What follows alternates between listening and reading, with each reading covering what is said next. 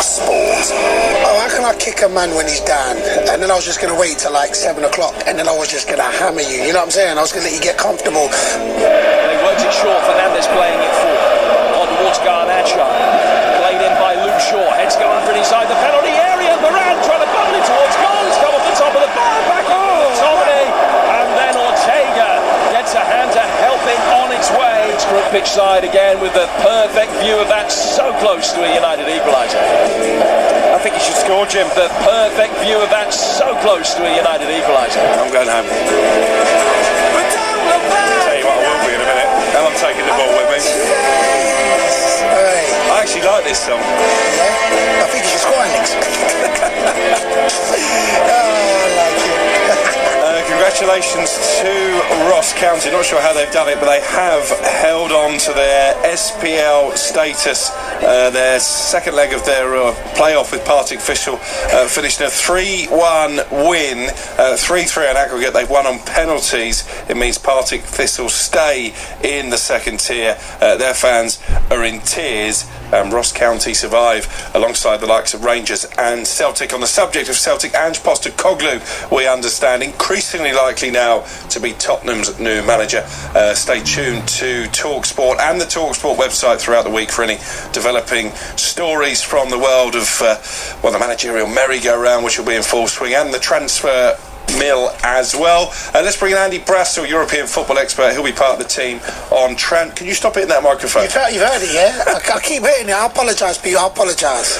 He'll be part of the team on the Trans Europe Express following us later this evening. Andy, how are we? Yeah, good. You guys? Yeah, not too bad. How you doing, Andy? You good? Yeah, good. Excellent. It's already shaping up to be quite a busy summer, not just in the Premier League but across Europe as well. Karim Benzema, his departure from Real Madrid confirmed early this afternoon. Looked at one stage, didn't it, that maybe he might stay, but Saudi Arabia now appears to be his most likely destination. Yeah, that's right. Scored with his last touch in a Real Madrid shirt tonight. His 354th goal for the club. Been there since 2009, of course. Had a year left on his contract, and I guess there was always the little seed planted when they went hard for Mbappe last year that they were looking to a future beyond him. Now, of course, they needed to look to a future beyond him, but no one really likes to feel that, do they?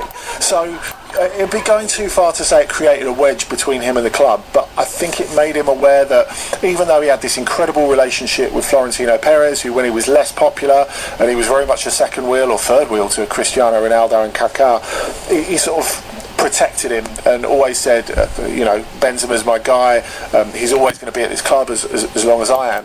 Of course, Benzema, it changed. He took centre stage once Ronaldo left, and he turned into a different sort of player for Real Madrid. But I think even despite that, when you become aware of your own footballing mortality, if you like, I mean, it's all very well to say you've got to play in Europe for as long as you can with the biggest club that you can, etc. I think when you're offered this amount of money from Saudi Arabia, plus the fact he goes to play in a Muslim country, I think those two things have probably swung it in the end.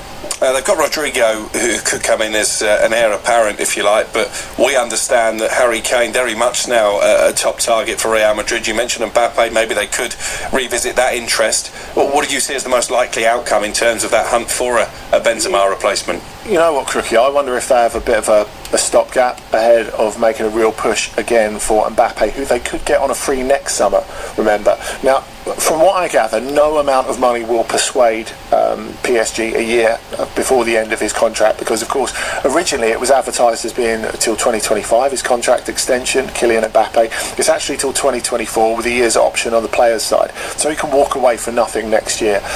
Real Madrid have never lost touch with him. They've always stayed in touch, despite the fact he kind of humiliatingly turned them down last year. I wonder if they say go for Roberto Firmino for a year. I think that would make a lot of sense from their perspective. Someone who would fit in for them.